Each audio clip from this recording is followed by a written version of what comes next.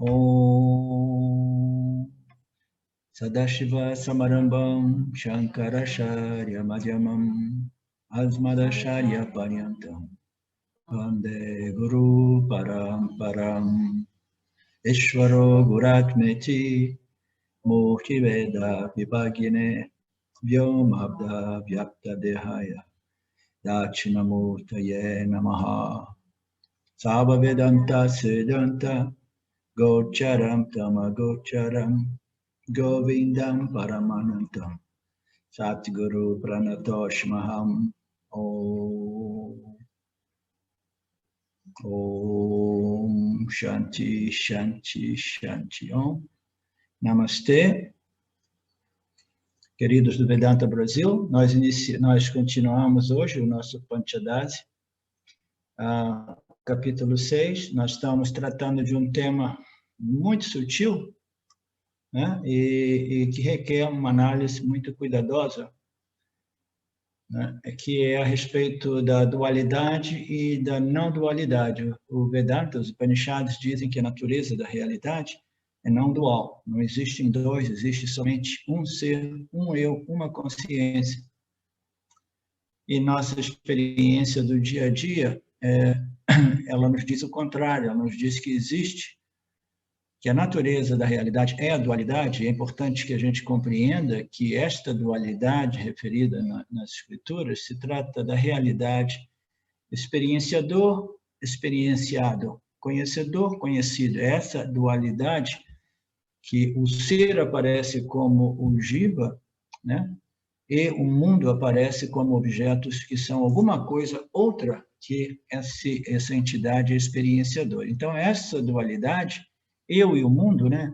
O observador e o observado, ela é alguma coisa experimentada por todos nós. Mas como nós determinamos ontem, na aula de ontem, que nós experimentamos essa dualidade porque nós inconscientemente assumimos a nossa identidade no corpo como corpo. Então, quando eu assumo a minha identidade no corpo como corpo, imediatamente eu vejo os outros objetos, né, fora de mim, distante de mim. Portanto, eu creio que eu estou experimentando, né, dois, eu e o mundo, eu e os objetos, o sujeito e os objetos, né?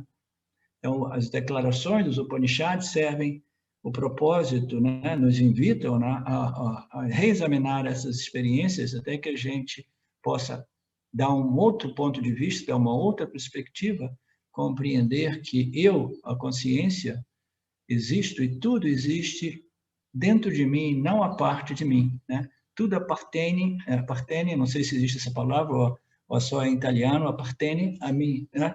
Tudo existe dentro do âmbito desta luz do iluminador, desta consciência, né?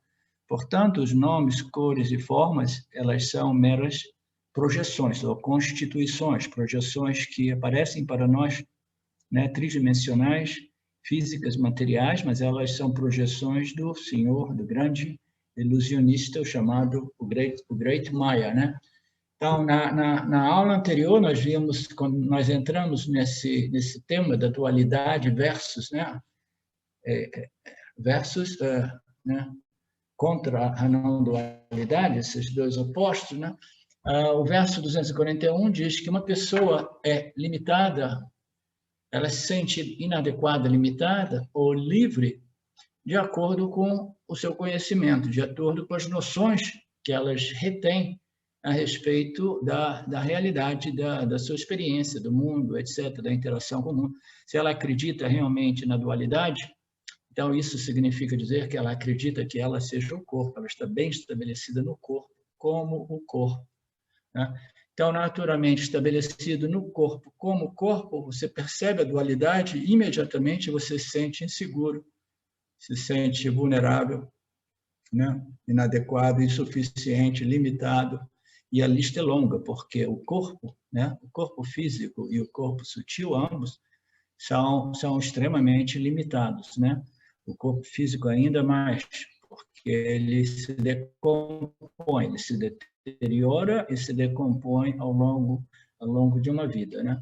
Então, esse sentimento de limitação ele é imposto através das noções que nós intertemos, né? que nós retemos na nossa consciência, né? Se eu penso que eu sou limitado, eu sofro. Se eu penso que eu sou livre, porque eu sou a consciência, sempre livre, né? Aquilo que pervade tudo, aquilo que é o substrato de tudo, tudo ocorre dentro de mim. Se eu me vejo como consciência, eu desfruto desta ilimitação e desta paz, dessa tranquilidade e dessa confiança de que o que ocorre dentro do âmbito desta projeção não me afeta realmente. Afeta o aparato receptor, digamos assim, né? Os órgãos sensoriais, através da mente, eles recebem essas projeções de Maya. Então, a mente pode ser afetada aqui e ali, mas eu permaneço como esse princípio testemunha, né, que jamais se modifica, sem início, que jamais se modifica com a experiência. Então, a iluminação é simplesmente, puramente esse conhecimento a respeito da sua real identidade, que destrói a crença que a dualidade é realidade.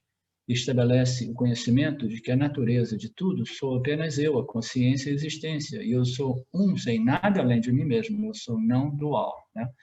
Então, é um não dual contra a dualidade. A gente vai ver no final desse curso do Panchadasa se a dualidade vai vencer ou se a não dualidade irá vencer, né?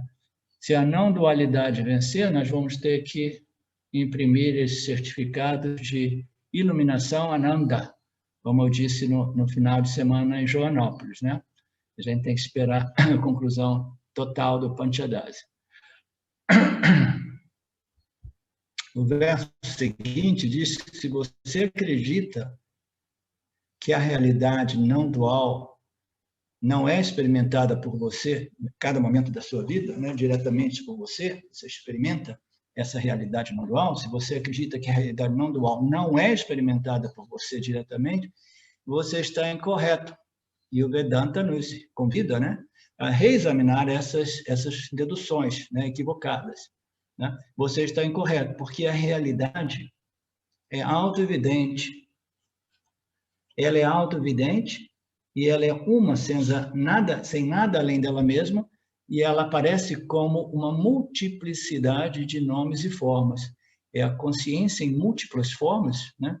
Aparecendo, iluminando todos os objetos, né? Constituídos, projetados, sobrepostos por Maya nela mesma, ela brilha, ilumina, e esses objetos eles são conhecidos pelo agente Jiva, né? Então, se você acredita na não dualidade, se você acredita que você não experimenta a não-dualidade, você reexamine a sua experiência e o seu conhecimento. Porque esta consciência é tão evidente, auto-evidente, ela é sempre presente, permeando e pervadindo toda e qualquer experiência do Jiva, né? E ela ocorre em todo, ela ocorre pervadindo todos os nomes, cores e formas, e iluminando e revelando a tudo isso. Tudo não passa dela mesma, né? E essa projeções de Maya são tais quais as miragens, né, sobrepostas nas areias dos desertos, né? Tudo o que é experimentado na consciência é a consciência. Nada existe realmente a parte dessa consciência, ok? É a única realidade sempre presente. Diversos dos nossos ensinamentos demonstram isso, que ela permanece a mesma inalterada através de nossas vidas, desde o nascimento até nós deixarmos a associação, abandonarmos esses corpos físicos, né? E que é a mesma consciência, a mesma existência que vivifica, né, todos os outros seres, os seres sencientes e os seres inertes. É tudo vivificado, iluminado e revelado. Os seres sencientes, eles são iluminados, né? No sentido de que eles refletem essa consciência, ou brilham com ela, e permitindo-os a poder conhecer, experimentar e testemunhar os seus meios ambientes, né? Então, tudo essa consciência, ela é evidente, ela é sempre presente, e ela é uma e a única, uma única existência consciência, sempre experimentada, porque ela é sempre ali como a luz da consciência, que não somente ela constrói, toda essa inteligência de Sattva nasce a partir dela em associação com Maya. Então, é a causa inteligente, né, dessa criação. Então, tudo depende dessa consciência, até mesmo a sustentação e a destruição, né, de cada momento, porque essa projeção é em constante modificação, como nós sabemos. E a consciência é esse elemento na nossa experiência humana que jamais se modifica, que jamais se altera, e que está sempre presente, iluminando e revelando tudo, e acendendo, né? Acendendo os intelectos de todos os jivas humanos, como também brilhando nos intelectos de todos os seres do reino vegetal e animal, né? Porque eles também possuem um corpo sutil e eles percebem os seus meios ambientes. Se o ser se identifica com o corpo, a não-dualidade se parece com dualidade. Então, o problema é sempre esse. A consciência, nessa associação, muito embora ela não se associe, mas do ponto de vista do Jiva, é como se Maya existisse dentro do âmbito da consciência e modificasse a consciência de tal modo que a consciência surgisse como um indivíduo Jiva, né? Então, é como se a consciência se identificasse com o corpo devido a essa condição imposta por Maya, né? E a não-dualidade, imediatamente, ela aparece como dualidade. Por isso que algumas passagens dos nossos textos dizem que Maya faz o impossível possível, né? Ele faz a não-dualidade aparecer como dualidade. Então, entrando no verso de hoje, nós iniciamos dos 2.4.3, tanto a dualidade quanto a não-dualidade são parcialmente conhecidas. Se alguém infere a dualidade do conhecimento parcial, por que não inferir a não-dualidade do conhecimento parcial? Então, esse verso está apontando para o fato de que tanto essa percepção de dualidade, né, a dualidade, quanto, né, o conceito de não-dualidade, elas não são claramente percebidas, né? Existe sempre uma confusão, né? A gente, por exemplo, a gente percebe a dualidade somente porque nós estamos sob efeito de Maya. Nós nos identificamos com o corpo, aí a gente percebe o mundo e a gente percebe parcialmente, né, que a dualidade existe, e a gente percebe que esse eu que eu sou é o corpo, né? A gente sabe que a gente existe, a gente sabe que a gente é consciente, mas a gente não tem nenhuma noção da natureza desse eu verdadeiro, né? Da infinita ilimitação desse eu não dual, dessa consciência, desse conhecimento não dual. Então, a gente percebe essa dualidade de modo imparcial, a gente não compreende essa dualidade de modo completo, né? Tanto a dualidade como a não dualidade. A não dualidade, a gente precisa dos ensinamentos do Vedanta, né, que nos auxiliam, né, nessa análise de nossas experiências, para que a gente possa verificar o fato de que toda e qualquer experiência ocorre dentro da consciência e que somente existe realmente a consciência, né? E que todos os objetos, eles aparecem e desaparecem dentro do âmbito da consciência, e eles são idênticos aos pensamentos dos objetos. Qualquer objeto, qualquer pensamento ocorre na consciência, e a consciência é sempre ali, e nada escapa a essa consciência. Essa consciência é a única realidade, né? Mas a gente precisa desses ensinamentos para reexaminarmos cuidadosamente, porque é totalmente arraigado essa identificação com o corpo, que imediatamente projeta esse paradigma espaço-tempo e a dualidade entre o experienciador dos objetos e os objetos experienciados, né? Então, essa dualidade é a problemática primordial, original, porque no momento que nós vemos esse mundo, né, esse mundo dos objetos, de pluralidade de objetos, infinitos objetos, nós o vimos desse modo, né, porque nós nos identificamos com o corpo, nós sofremos desse sentimento de limitação e imediatamente nós começamos o corre-corre, né, na tentativa de resolver essa problemática de inadequação e insuficiência através da obtenção de nossos objetos de desejos, né? Então, todos nós sabemos, deixa eu repetir o verso, tanto a dualidade quanto a não dualidade são parcialmente conhecidos. Se alguém infere a dualidade desse conhecimento parcial, é um conhecimento parcial porque ele não foi devidamente analisado, examinado. É um conhecimento, né, perceptivo, sensorial, que quando ele é devidamente analisado, ele demonstra a parcialidade ou a imperfeição desse conhecimento. É um conhecimento, né, ao máximo a gente pode dizer sim, existe uma infinidade de objetos que ocorrem dentro da minha mente, e eu sou consciente, eu sou existência, mas ainda assim a gente não compreende a não dualidade desse fenômeno. A não dualidade é que somente existe a consciência, a única realidade. Portanto, se só existe a natureza desta consciência, que somos nós, né, é a ilimitação. Então, é difícil inferir a nossa não ilimitação, e é difícil, entendeu? Porque é uma compreensão parcial. Se alguém infere a dualidade do conhecimento parcial, né, nosso conhecimento perceptivo, né, dos sentidos. Se alguém infere a dualidade, por que não inferir a não dualidade do mesmo conhecimento parcial? Você está experimentando o mundo e você pode inferir que a natureza de tudo isso, todo esse fenômeno é a não dualidade. Do mesmo modo que nós inferimos que a natureza de todo esse fenômeno é a dualidade, ok? É simplesmente uma questão de examinar cuidadosamente e mudar o foco, né, a perspectiva, né, o ângulo a partir do qual nós nos definimos e observamos fenômenos. Se nós observamos fenômenos identificados com o corpo, ou com até mesmo a construção corpo-mente, aí a gente experimenta dualidade. Mas no momento que nós, né, seguimos a lógica do Vedanta, nós temos a possibilidade de inferirmos o fato de que a natureza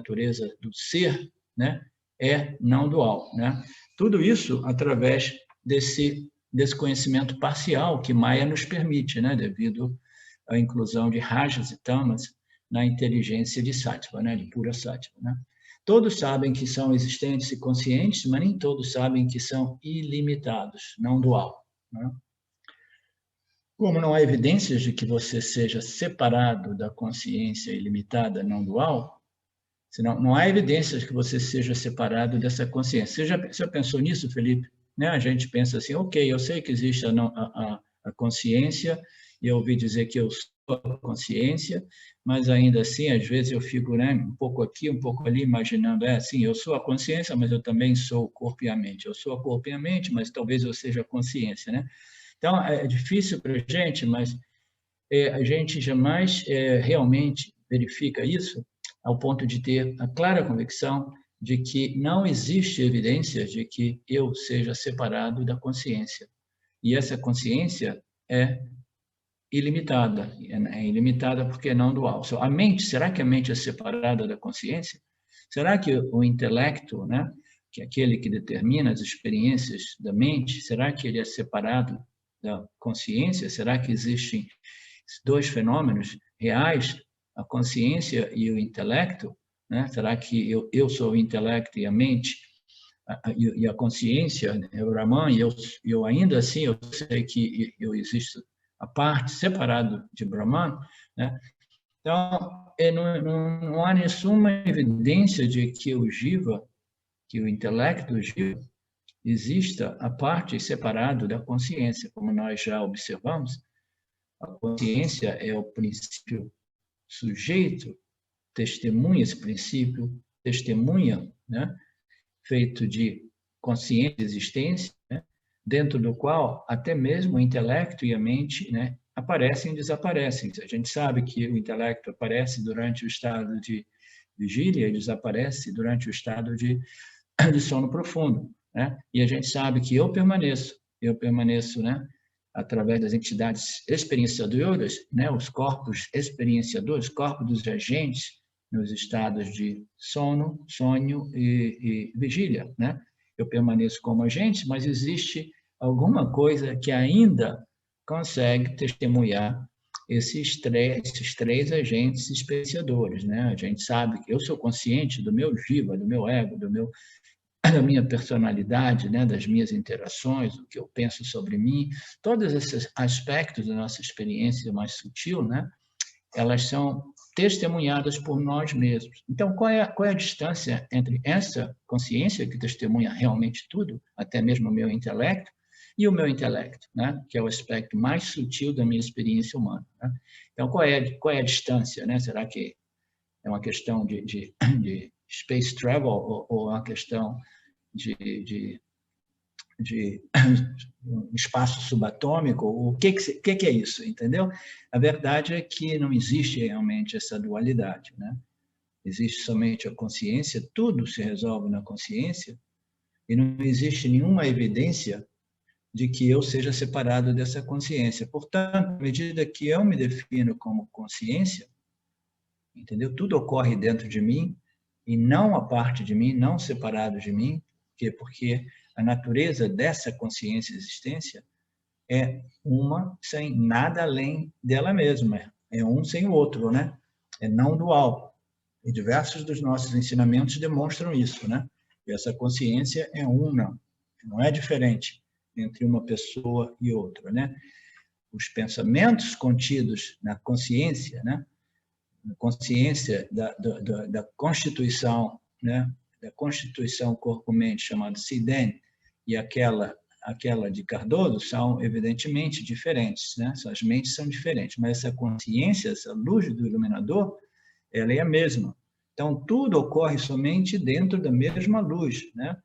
Então, o Siden, por exemplo, ele tem a consciência dele e o Cardoso tem a consciência dele. E quando nós chegamos no Vedanta, não tem mais esse papo de dizer, oh, a minha consciência é superior do que a consciência do Siden. Aí o Siden vira para o Cardoso, o que você está falando, cara? A minha consciência expandiu tanto nos últimos meses que eu tenho certeza que eu posso provar que a minha consciência seja superior à sua, Cardoso. Não, consciência uma, ela é sempre presente, ela não tem nenhum atributo, não tem nenhuma qualidade, não tem nenhuma propriedade, e ela jamais se modifica, ela é a luz do iluminador. Então, nós sabemos, né, que essa consciência é não dual, é ilimitada, é una, digamos assim, não dual, e ela é a nossa real natureza. Por quê? Porque eu não existo separado dela, não existe distância. Portanto, não existe evidências que eu seja separado da minha ilimitação, da minha natureza ilimitada, né? Então, se este é o fato, por que eu fico supondo que eu sou separado quando eu poderia supor e assumir o fato que eu não sou separado da consciência que brilha e ilumina o meu intelecto, né? Com tantos pensamentos, né? Referentes aos objetos densos e sutis. Nós estamos acompanhando, todo mundo seguindo aí. Eu estou começando meio devagar hoje, eu acordei meio cansado, mas devagarzinho as turbinas vão aquecendo.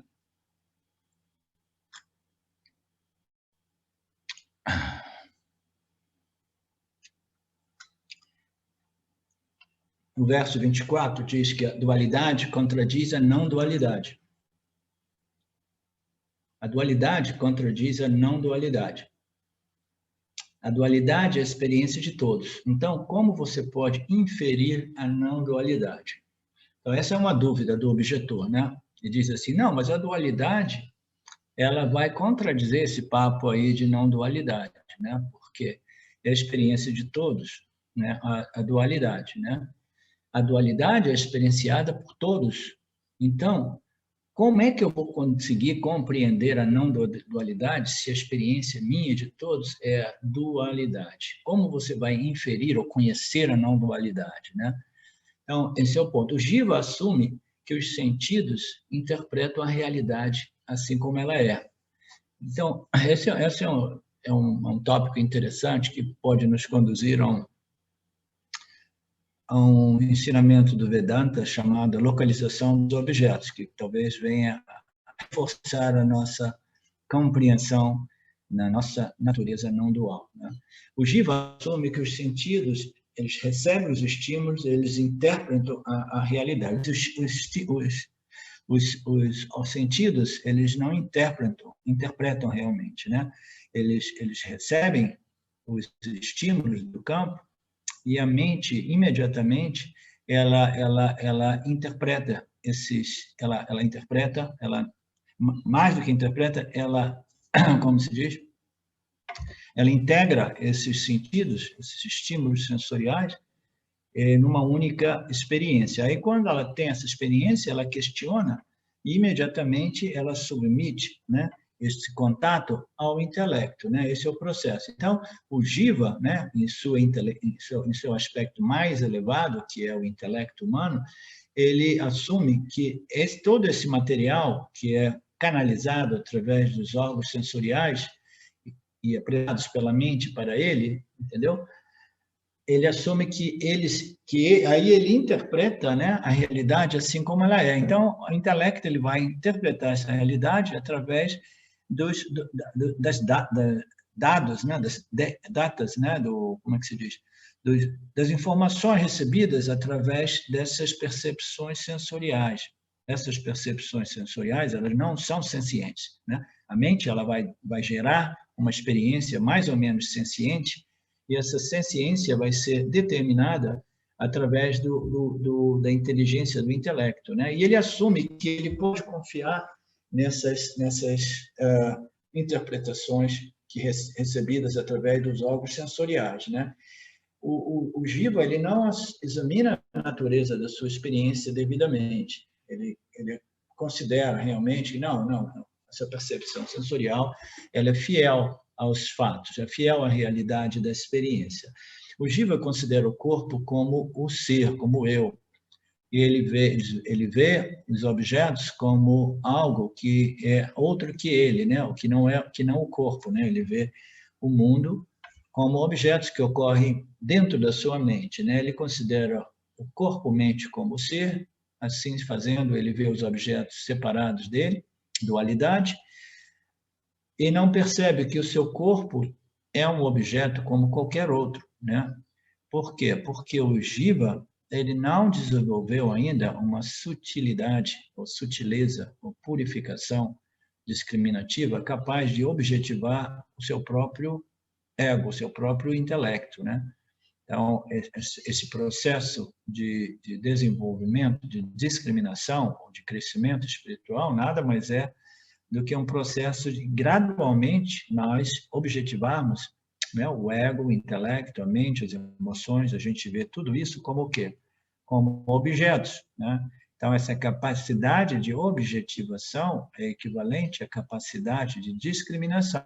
Ela só ocorre na medida que nós discriminamos os objetos desta luz do iluminador. E esta luz não é a mente, não é o intelecto. O intelecto também é um objeto. O Jiva, que é mais bem definido como intelecto humano, né? O Jiva humano, como intelecto, ele também é um objeto que ocorre dentro do âmbito dessa testemunha, né? Deste iluminador, que não é a entidade experiencial. A entidade experiencial é o intelecto, mas esta entidade também é um objeto, como qualquer outro objeto, né? De novo, o intelecto do Sidem, o intelecto do Cardoso, são objetos que ocorrem para o Felipe, do mesmo modo que o intelecto do Felipe é um objeto que ocorre para o Felipe, né? Tudo isso são objetos na medida que o Felipe, o Sidem e o Cardoso, né, comecem a identificar-se como a consciência e objetivar todos os intelectos, todos os jivas, né, como simplesmente objetos. É por isso que essa palavra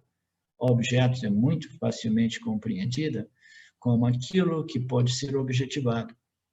Tudo que é objetivado é um objeto.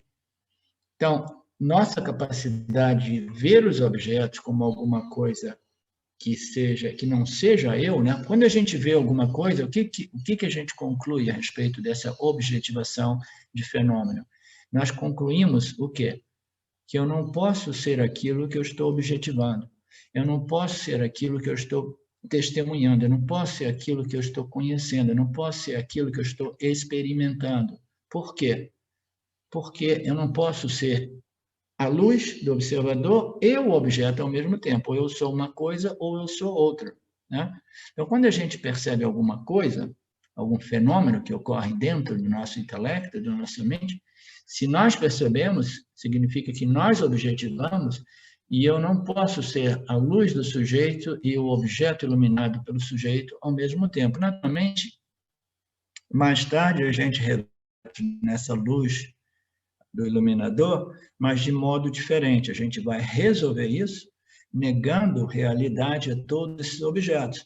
Então, esses objetos, que no princípio eles parecem reais, porque eles nos afetam, né?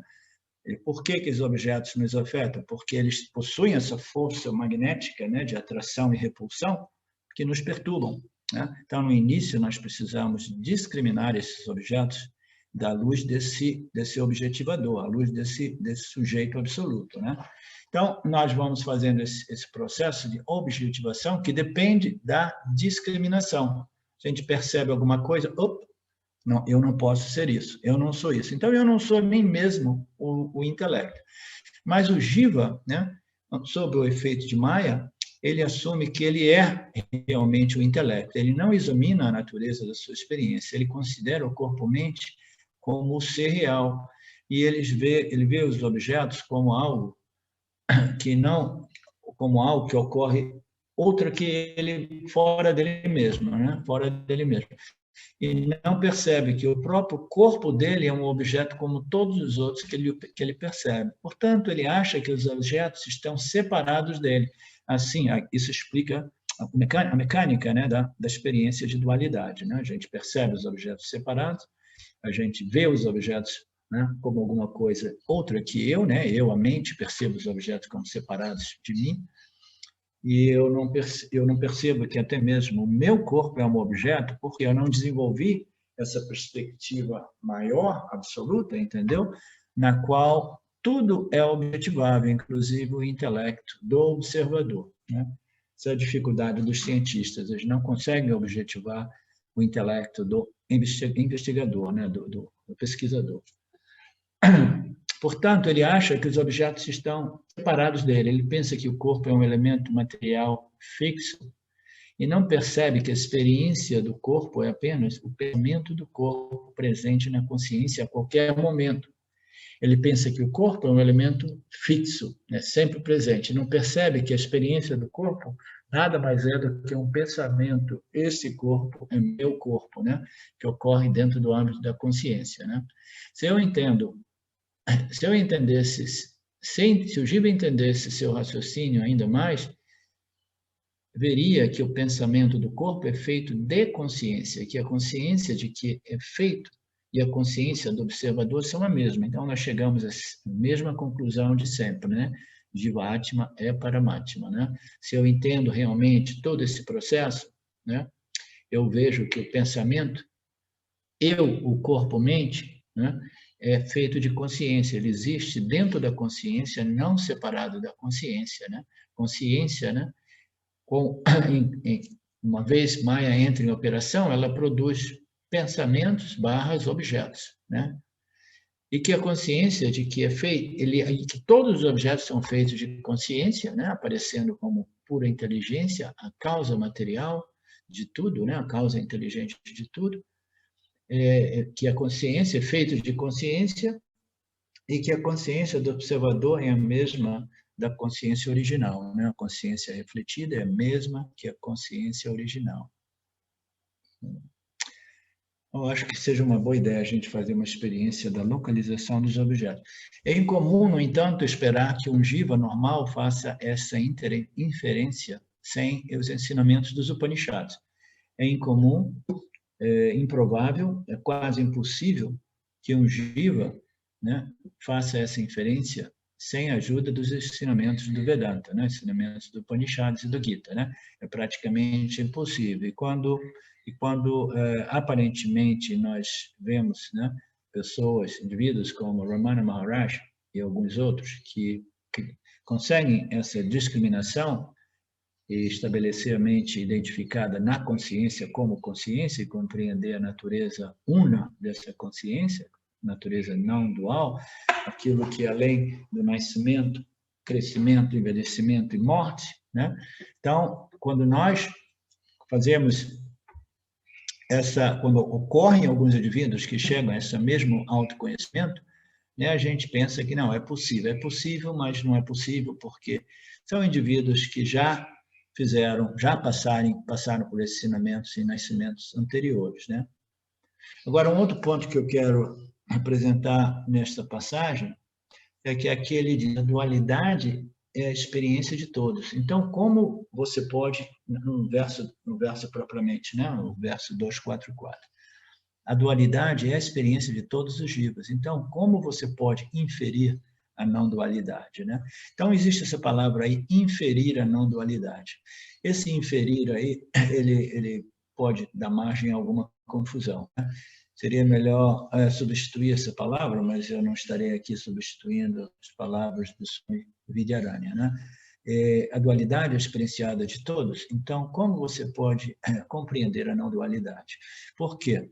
Porque a compreensão da não dualidade, da natureza não dual do eu, do ser, da consciência, é sinônimo de autoconhecimento, né? E o autoconhecimento não é possível através da inferência. Em outras palavras, autoconhecimento não é um conhecimento inferencial. Então, é importante a gente ressaltar, porque a gente pode ter... Porque diversas pessoas já me apresentaram essa dúvida, mas o autoconhecimento é tão, né, não intuitivo, né, não compreensível, né, não contra-intuitivo realmente, né, esse autoconhecimento, porque o ser não é um objeto de conhecimento, isso e aquilo. Como é que é? Então, é um conhecimento inferencial. Diversas pessoas chegam a mim com essa dúvida, né? O Vedanta simplesmente diz, não, o autoconhecimento não é um conhecimento inferencial, né? O Vedanta, ele se utiliza até mesmo de percepção e inferências no seu processo de revelação, né, ou de análise de nossas experiências. Ela vai utilizar, né, os conhecimento perceptivo, sensorial e inferencial para nos ajudar a chegar à compreensão da nossa natureza não dual. Mas quando nós obtemos esse conhecimento, o autoconhecimento, o conhecimento Aham Brahmasmi, não é um conhecimento inferencial, tá? É o que é chamado pelas escrituras de aparoksha yana, é um conhecimento direto e imediato. E ele é mais facilmente compreendido, né? Do ponto de vista de sat e chit.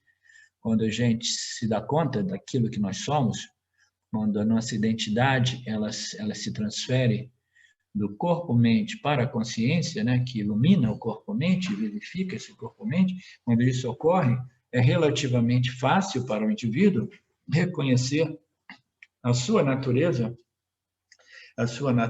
como existência e consciência. Ninguém tem dúvida que, não, eu sei, eu compreendo, eu compreendi o Vedanta, eu sei que existe somente uma existência e eu sou essa existência, e como é que eu sei? Porque eu existo, né? E ele compreende que ele também é a consciência porque ele experiencia essa consciência humana, né? Então, a compreensão de que existe a minha existência, que é a mesma existência do Felipe e do Renato, é algo fácil de ser compreendido e aceito, né? E a minha consciência, compreender que a minha consciência não é minha e nem a consciência do Renato é dele, porque é simplesmente a consciência de Brahman, a consciência do ser que nós somos, né? O ser uno, né? O ser não dual. Isso também não representa uma grande dificuldade para nós, né? Expostos ao Vedanta já há tanto tempo, né? Mas quando nós entramos no campo, né? No âmbito da minha natureza como existência, consciência infinitamente não limitada, a gente tem um pouco mais de problema de perceber isso mais diretamente. O conhecimento, a parokshiana, o autoconhecimento, é um conhecimento chamado de direto e imediato. E é dito ser direto e imediato porque o ser não é um objeto de conhecimento, mas é a natureza do sujeito, é a natureza absoluta do sujeito absoluto, né? A luz da consciência e existência, né? Então, como é o conhecimento a respeito do sujeito, que é a natureza do indivíduo, né? O sujeito absoluto, não o sujeito jiva, né? Então, ele pode ser conhecido somente como? Indiretamente ou diretamente? Conhecimento indireto é conhecimento em relação a fenômenos.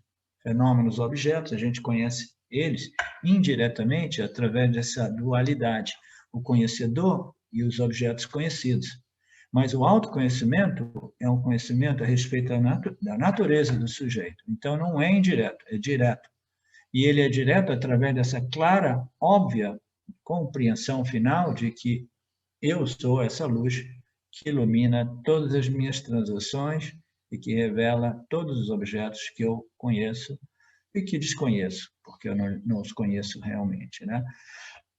Então, esse conhecimento é um conhecimento aparoxiano, é livre de qualquer obstáculo, ele é livre de qualquer zigue-zague, ele é direto, é imediato, ele não é inferencial, apesar de que o Vedanta faça uso do conhecimento perceptivo e inferencial para neutralizar as noções equivocadas que nos levaram a esta identificação errônea no corpo, com o corpo-mente, né? Como corpo-mente. Agora, voltando, eu queria aproveitar esse parágrafo. Deixa eu lubrificar minha garganta. As minhas cordas.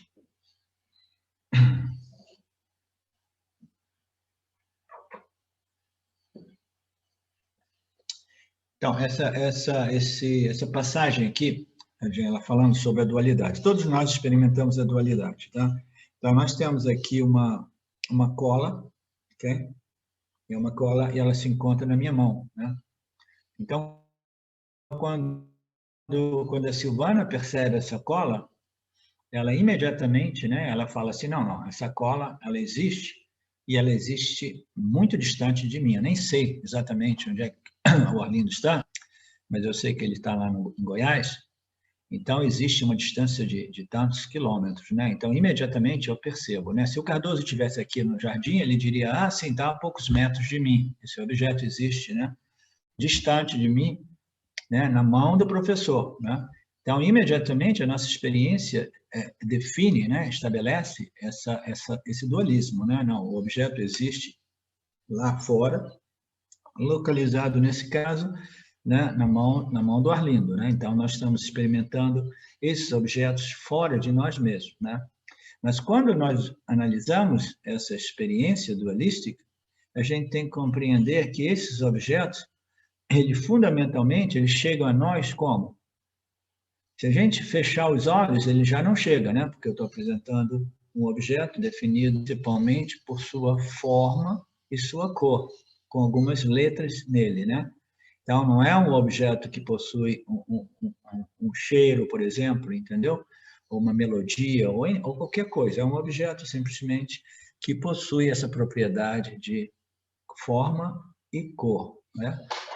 Então, nós observamos isso e, naturalmente, nós percebemos que o objeto ele chega a mim, mas somente devido ao meu aparato perceptivo chamado os meus olhos, né? Minha capacidade de ver. Se a gente fecha os olhos, o objeto desaparece, né? Então, o objeto está aparecendo dentro da Marcela como? Em associação com os olhos da Marcela, né?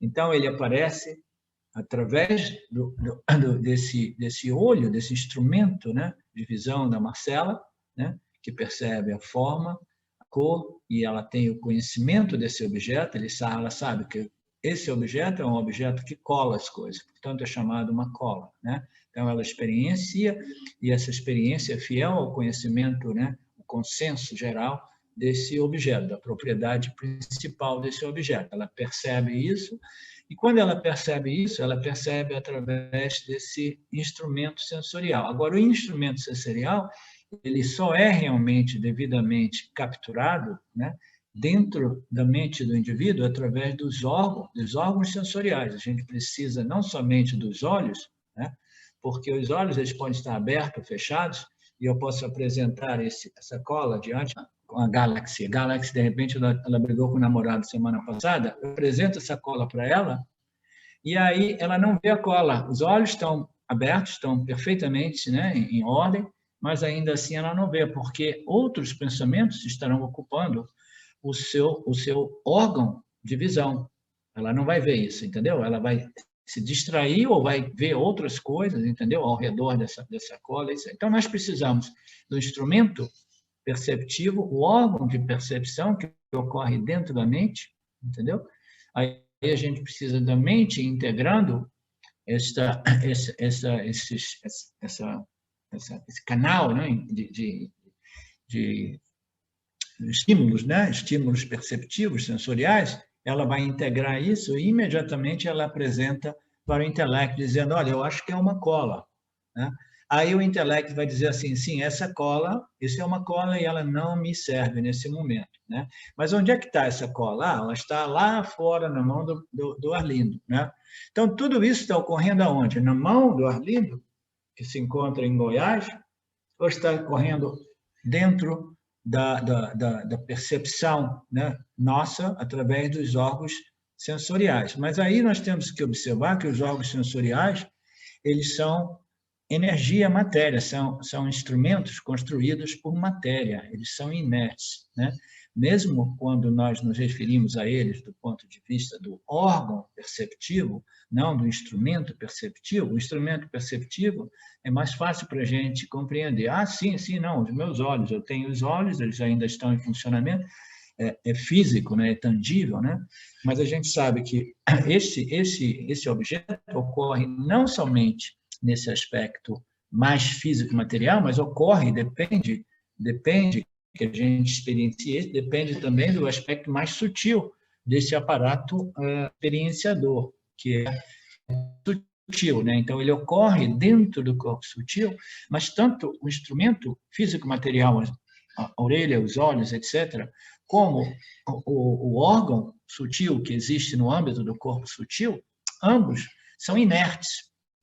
Então, os instrumentos de percepção e os órgãos de percepção, sendo inertes, eles não experienciam o objeto. Então, a gente resolve esse objeto, ok, esse objeto ele ocorreu através do aparato perceptivo, mas ele foi realmente, cognitivamente recebido na mente, porque na mente, o que ocorre com a mente? A mente ela já possui uma senciência que é o reflexo da consciência operando nessa mente. Os órgãos sensoriais, se a gente percebe eles estão naquele pôster do James, né? Eles aparecem lá embaixo do corpo sutil, entendeu? Eles aparecem lá embaixo. Por quê? Porque eles são matéria inerte. E eles não são realmente sencientes. A mente já é senciente porque ela desfruta da senciência, da consciência que reflete na mente o aspecto emocional do intelecto, né? E no intelecto também. Então, esses objetos, finalmente, eles ocorrem aonde? Dentro da mente da Marcela, né? É porque a mente da Marcela é que possui a senciência, a inteligência de receber isso cognitivamente e dizer, ok, não, a consciência da Marcela, eu sei que tem uma cola na mão do Arlindo, né? Então, quando a gente define que esses objetos eles não ocorrem fora de nós mesmos, mas eles ocorrem dentro do intelecto da Marcela, do intelecto de cada um de nós, dentro da mente, né? Se a gente for usar esse termo mente abrangendo todo esse aparato sutil, né? Que constitui, que define o Jiva como o Jiva Atma, né? O ser, que existe a senciência no Jiva, né? Então, isso ocorre dentro do intelecto do Jiva, né? Então, ocorre lá fora ou ocorre dentro da mente? Se ocorresse aqui fora, né? Então seria praticamente impossível para vocês, nós que vivemos numa realidade sempre mais virtual, seria impossível para vocês realmente experimentar isso aqui, porque vocês teriam que tomar um avião ou viajar de carro, de onde vocês estejam, para vir aqui realmente experimentar, porque o objeto existe fora de você e, às vezes, em alguns dos casos, né, centenas ou milhares de quilômetros distantes. Você entende, Alexandre? O objeto não ocorre aqui fora, porque, entendeu? Se você fosse aqui, você diria, ocorre aqui fora, mas não ocorre aqui fora, porque ele está ocorrendo, né, dentro da sua mente, dentro do seu intelecto, né, através desse aparato perceptivo, receptivo, né? Então, todo e qualquer objeto ocorre dentro da mente do Jivatma, dentro do intelecto do Jivatma, né? Aquilo que define o Jiva como o ser aparente, o ser refletido, como queiramos dizer. Agora, então, a questão é muito simples. Então, qual é a distância? Se não existe distância entre o objeto e o intelecto do Jiva, o intelecto do Renato, então agora é uma questão de definir qual é a distância entre o intelecto do Renato e a consciência que nós já determinamos seja não dual, una, porque é igual é uma sem nenhuma outra consciência, né? E ela não se modifica, ela é livre de atributos, né? Então, qual é a distância entre esse objeto que ocorre dentro do intelecto do Renato, e qual é a distância entre o Renato, o intelecto do Renato, e a consciência que vivifica e que brilha e que ilumina o intelecto do Renato? Qual é a distância, Renato? Me diga você, que você já estudou tanto esoteria, etc., e outros campos espirituais.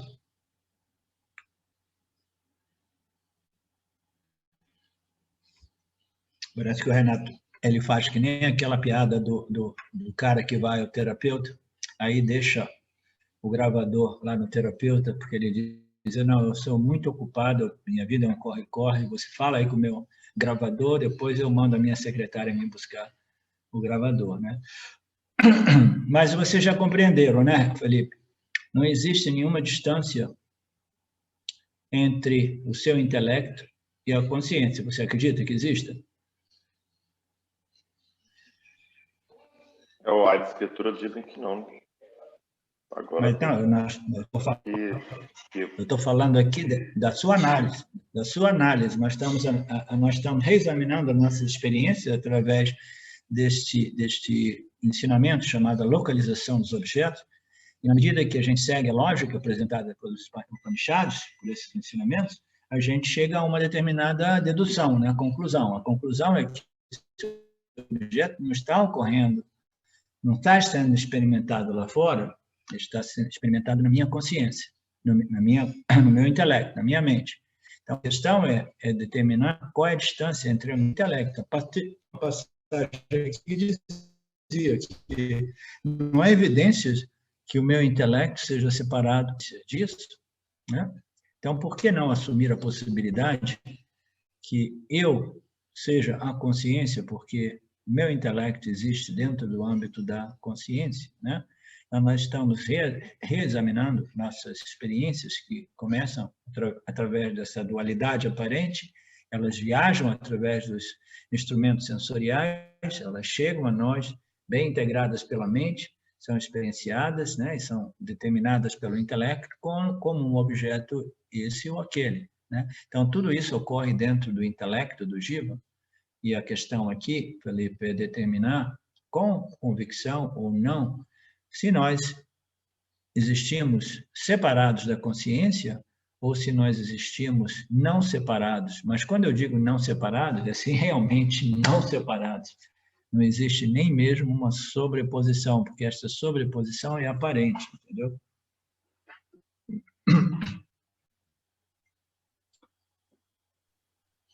a lógica é clara. Agora é assimilar que demora, né? Um pouco, mas a lógica é clara, né? A lógica é clara porque nós estamos fazendo essa análise, né, partindo, né, da perspectiva de que a experiência ocorre, né, para a consciência e na consciência, e não para o corpo-mente do Jiva. Se ela ocorre para o corpo-mente do Jiva, aí naturalmente o Jiva percebe dualidade através do aparato sensorial, né, ele e os objetos. Mas no momento que nós compreendemos que esses objetos ocorrem na mente, no intelecto, e o intelecto existe dentro da consciência, não separado, não à parte, mas apartene, né, à consciência, né? Então, nós naturalmente nós temos que lidar com uma outra condição aí, nós temos que nos redefinir. A gente precisa de abandonar essa identificação, né, essa definição de mim mesmo como o corpo e a mente e assumir a nossa identidade como, né, a consciência, porque tudo ocorre dentro da consciência, né, não separado. Então, tudo isso para provar que a não dualidade é experimentada o tempo todo, porque ela ocorre dentro da consciência todo o tempo. Então, se ela ocorre dentro da consciência, então tudo que a gente precisa fazer é assumir: eu sou aquilo, eu sou essa consciência.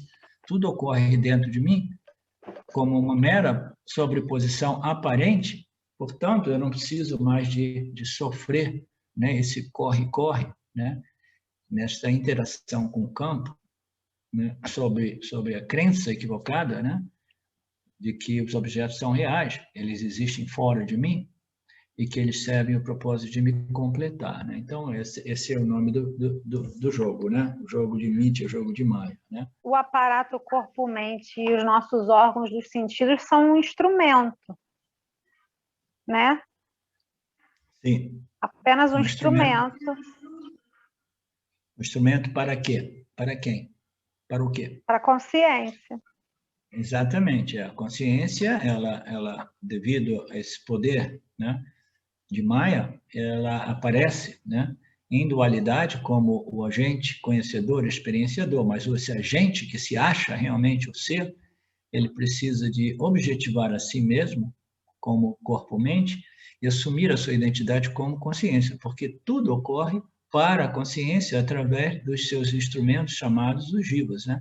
Nós somos, em nossa constituição corpo-mente, nós somos instrumentos de conhecimento e de experiência da consciência. Toda experiência é aparente e a consciência experimentando aparentemente essas sobreposições através dos seus agentes conhecedores, experienciadores, os assim chamados jivas, né? Muito bem, muito legal.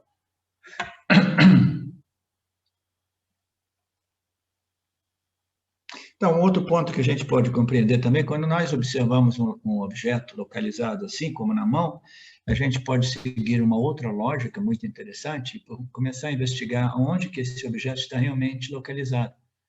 Então, a primeira conclusão é na mão do Arlindo, aí depois a gente vai dizer, não, é na casa do Arlindo, não, ele é em Goiás, vai dizer assim, não, esse objeto, a localização desse objeto, eu que tenho uma perspectiva mais ampla, é no Brasil, né?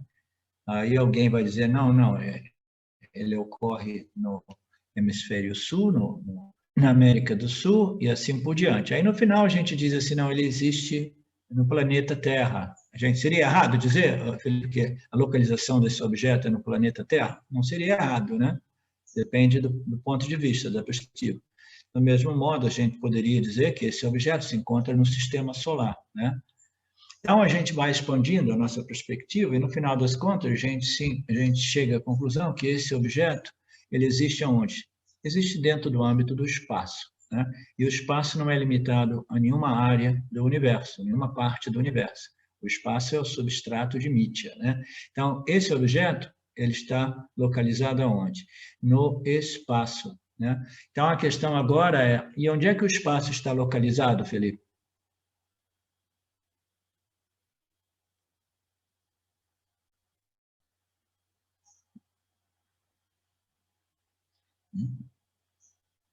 Esse objeto está localizado no espaço e o espaço está localizado aonde? No intelecto humano, né? Então, o espaço que contém todos os objetos, inclusive esse aqui, que é realmente localizado fundamentalmente, né, no espaço, e o espaço está localizado na minha mente. É um objeto conceptual, entendeu? Oferecido pelas escrituras e, através das nossas experiências do dia a dia, ele também é inferido, né, como container, né, o recipiente no qual todos os outros objetos aparecem e desaparecem, né? Então, esse objeto aparece no espaço, o espaço existe somente dentro do meu intelecto, dentro da minha mente, portanto, esse objeto ocorre dentro do meu intelecto, né?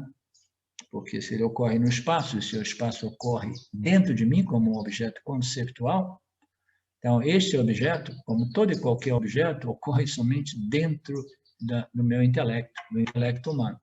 E, de novo, nós precisamos de determinar a distância, se existe uma distância, a distância entre o espaço, e, que é um objeto conceptual, a distância entre o espaço e a consciência, né? Qual é a distância entre o espaço e a minha mente, né?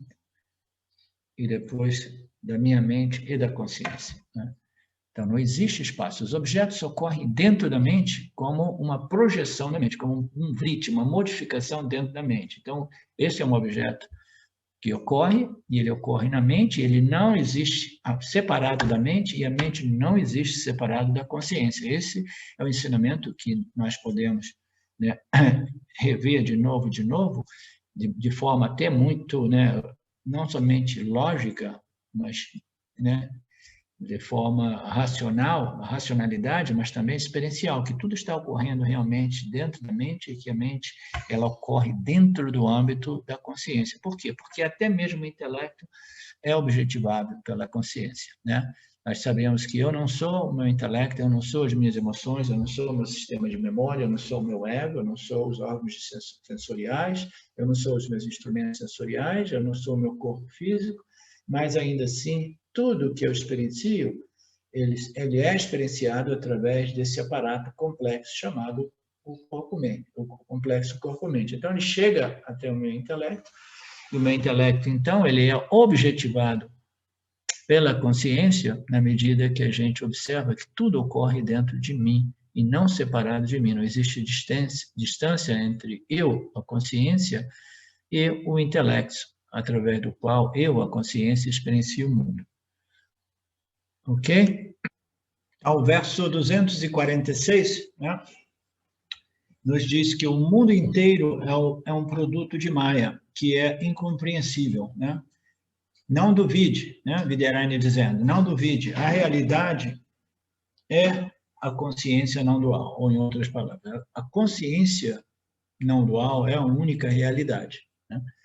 Então, não duvide, submeta suas mentes, né, somente aos ensinamentos, né, seguindo a lógica, a análise apresentada, e saiba que o mundo inteiro é simplesmente uma sobreposição aparente do poderoso Maya.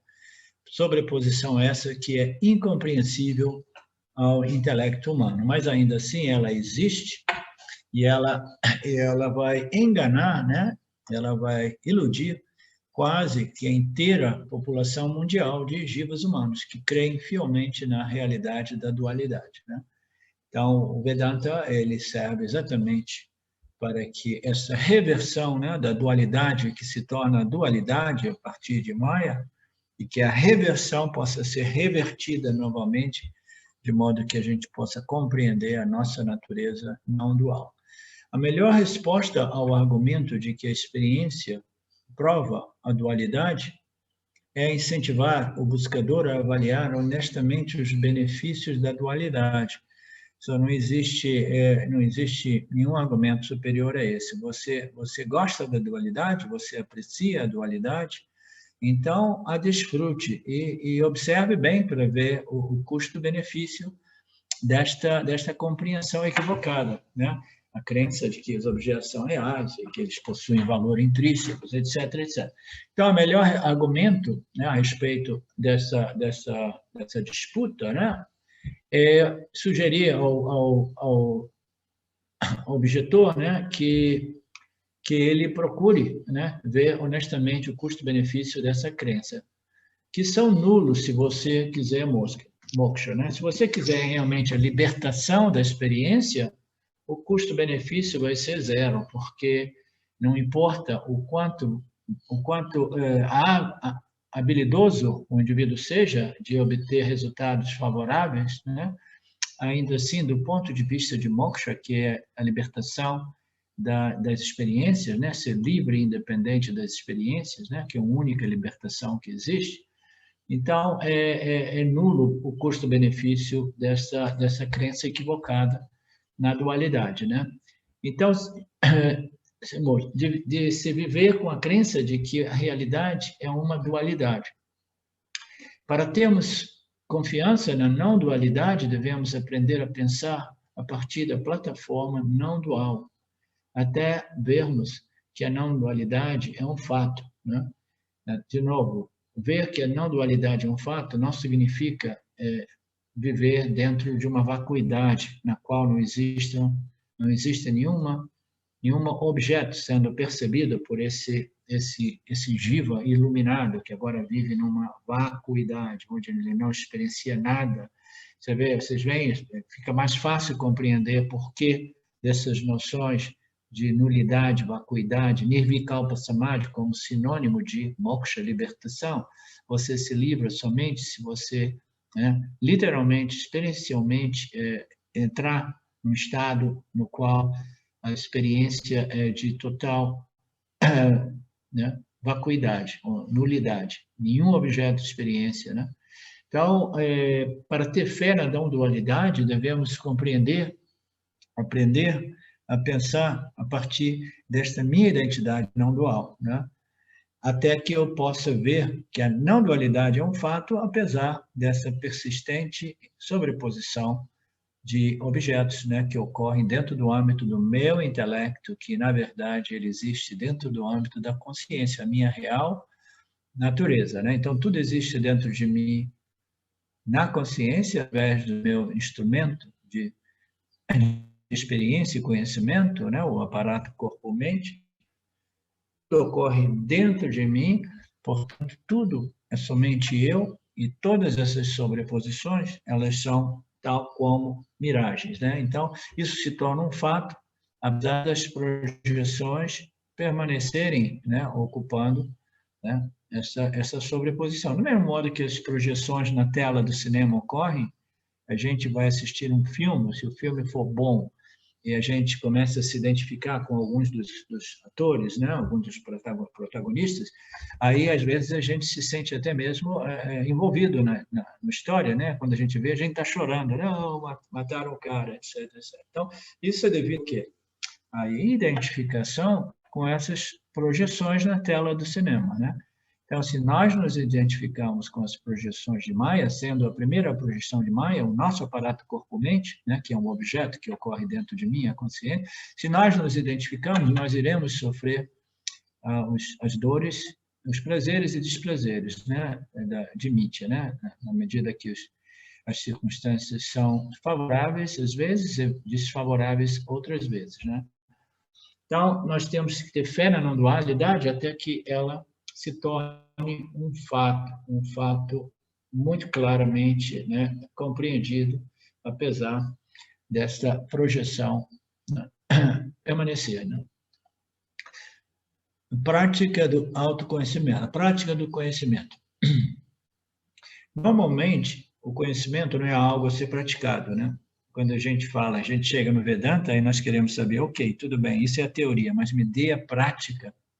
Agora, como eu posso praticar o Vedanta? A minha vida inteira, né, eu estive praticando, né? Eu pratiquei isso, pratiquei yoga, pratiquei, né, diversas outras meditações, né, e outros círculos, outros grupos, outros mantras, outros rituais, né, pujas. Eu vou praticando, e no final eu chego a Vedanta e essa tendência, né, imediatamente ela apresenta essa questão, essa dúvida, né? Ok, agora tudo bem, essa foi a teoria, mas como eu posso praticar esse conhecimento, né? Então, o conhecimento, e como eu digo muito frequentemente, o autoconhecimento é feito de conhecimento puro, né? Então, o que significa dizer? Significa que o conhecimento, o autoconhecimento, é um conhecimento a respeito da nossa real natureza, que ele somente é possível através do conhecimento, né? Então, ele não requer uma prática, porque qualquer prática, ela se refere a uma ação, né? Uma ação mental, verbal, física, né? Que serve ao propósito de produzir um efeito, né? Causa e efeito, uma ação que vai produzir uma experiência, né? Mas no caso do autoconhecimento, ele não é uma função de alguma ação, né, verbal, né, mental, repetição de mantras, ou verbal, ou seja, ações físicas, né, como a yoga, né, o hatha yoga, ou as asanas do yoga. Então, nada disso irá produzir esse conhecimento. O conhecimento, como é que aparece? Como é que chega o conhecimento? Como é que nós obtemos conhecimento, Fernanda?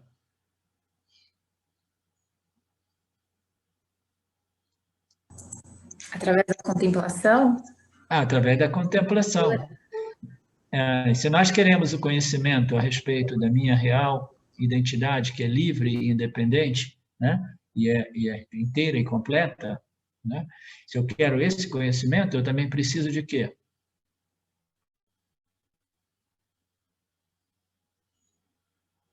Eu preciso de um meio de conhecimento, né? Então, como é que a gente obtém o autoconhecimento?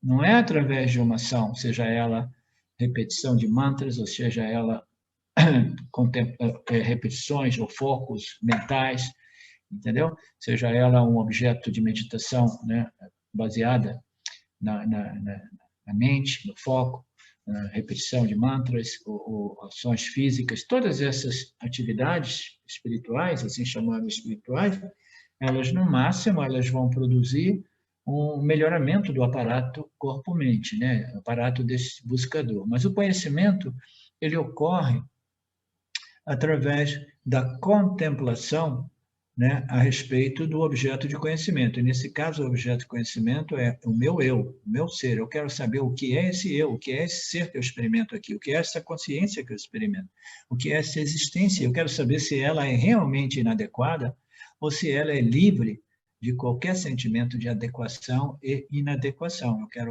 Eu quero conhecer esse eu, esse ser, né? Então, eu preciso de um meio de conhecimento, um pramana, né? Um meio de conhecimento que seja utilizado para este conhecimento, que não é um objeto de conhecimento, muito embora aqui e ali a gente diga o objeto de conhecimento do Vedanta é o ser consciência, que não é um objeto, mas é o sujeito do investigador, o sujeito do meditador, né?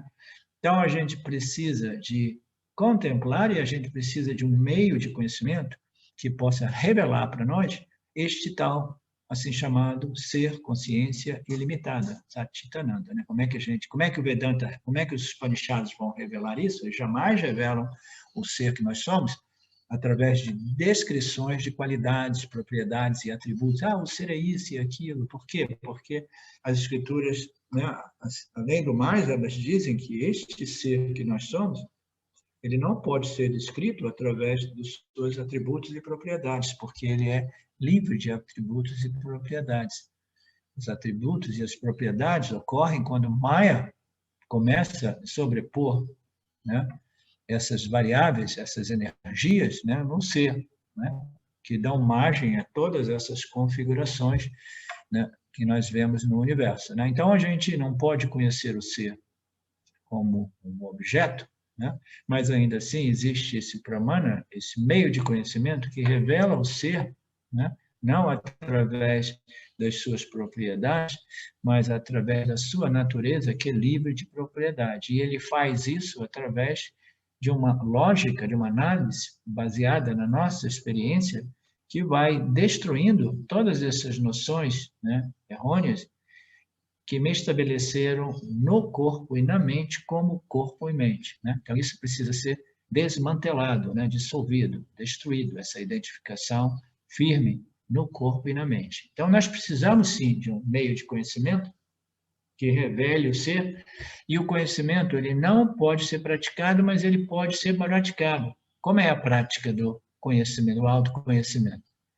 Não é fazer nada, é contemplar, como a Fernanda disse, né? É estudar, refletir, contemplar, né? Verificar onde eu ainda tenho dúvidas a respeito da minha natureza ilimitada, submetendo essas dúvidas aos nossos professores, né? Com a ajuda dos nossos professores, que são fundamentais, são essenciais nesse processo, né? Então, nós vamos fazendo esse trabalho de reflexão, contemplação, que naturalmente se inicia com Shravana, que é submeter a mente, ouvindo esses ensinamentos. Veja bem, o Vedanta diz assim, o primeiro estágio do Vedanta, propriamente dito, é chamado Shravana. Shravana é ouvir, né? Por que ele não disse simplesmente ler, estudar, etc.? Não, é porque naquele tempo não existia leitura, não existia somente ouvir os ensinamentos, porque eles eram passados, né, verbalmente. Então, talvez seja isso também, mas é importante compreender que esses ensinamentos eles precisam ser ensinados de um professor para os estudantes, né? Então, nós vamos assimilando na medida que os professores vão nos apresentando esses ensinamentos, e na medida que nós expomos nossos intelectos a essas análises, nós vamos contemplando, né, refletindo e vendo, verificando, né, identificando as nossas dúvidas, as nossas suspeitas, as nossas descrenças, as nossas desconfianças, a nossa falta de shraddha, que é a confiança que as escrituras talvez estejam dizendo a verdade, etc, etc. Então, tudo isso precisa vir à tona. É inútil tentar colocar as nossas dúvidas, as nossas desconfianças, as nossas faltas de confiança, de shraddha, debaixo do tapete. Elas precisam vir à superfície em serem expostas e resolvidas. O meu grupo lá nos Estados Unidos tem uma pessoa que é o rei do objector, né? O objetor, né? Ele, em cada uma das nossas classes, ele apresenta diversas objeções e ele apresenta de modo intenso, porque eu posso ver na expressão facial dele que ele não está convencido disso, daquilo, e ele me desafia os ensinamentos a cada momento, entendeu? E é uma coisa muito legal, eu aprecio muito, porque ele não está escondendo as suas dúvidas, questões e incapacidade de aceitar, né, resistências a respeito dos ensinamentos. Ele expõe tudo e quando a gente resolve, o rosto dele, a expressão facial dele se transforma, entendeu? E ele fica realmente, né, pelo menos naquele momento, né, bem claro a respeito do valor e da veracidade, né, dessas declarações upanishádicas, né? Então, o conhecimento ele não é prática e teoria e prática, muito embora a prática do Vedanta seja o que a Fernanda disse, a contemplação e a reflexão e a resolução de dúvidas, né? De novo e de novo, né? E vai além disso, né? A prática do Vedanta também se refere à aplicação desses conhecimentos. A gente só aplica alguma coisa em nossas vidas quando a gente tem uma clara percepção do valor, né, dessa coisa, né? Nesse caso, é uma análise, é uma compreensão baseada na nossa experiência do dia a dia não devidamente examinada. Então, quando nós desenvolvemos uma compreensão do valor de alguma coisa, a gente diz, não, esse remédio funciona, ele é homeopático, ele é gradual, ele requer trabalho e dedicação, mas ele funciona, né? Então, se eu realmente desenvolvi uma convicção de valor a respeito desse remédio, então, o que eu faço? Eu aplico, né? E qual é esse remédio do Vedanta que pode e deve ser aplicado? São os conhecimentos, né? São esses conhecimentos que eu reflito, né? Já há anos, que eu contemplo, né? Que eu vou gradualmente, né? Aceitando, assimilando e verificando a sua realidade, né? A realidade por trás dessas declarações. Então, toda vez que a ignorância entra em operação, quando algumas dessas vasanas que são fundadas nessa ignorância cósmica universal, que diz, não, a realidade é a dualidade, e eu preciso daquilo que eu quero, né?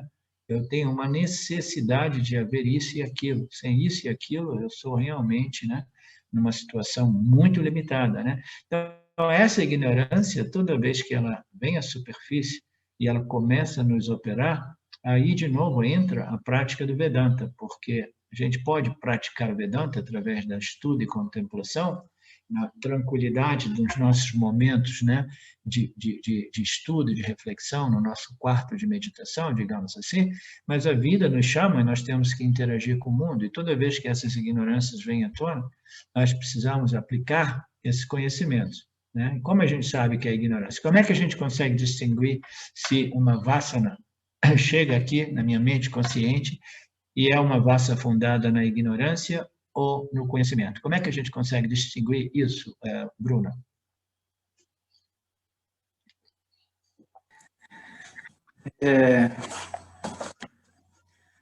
Eu acho que toda vassa da ignorância é num objeto.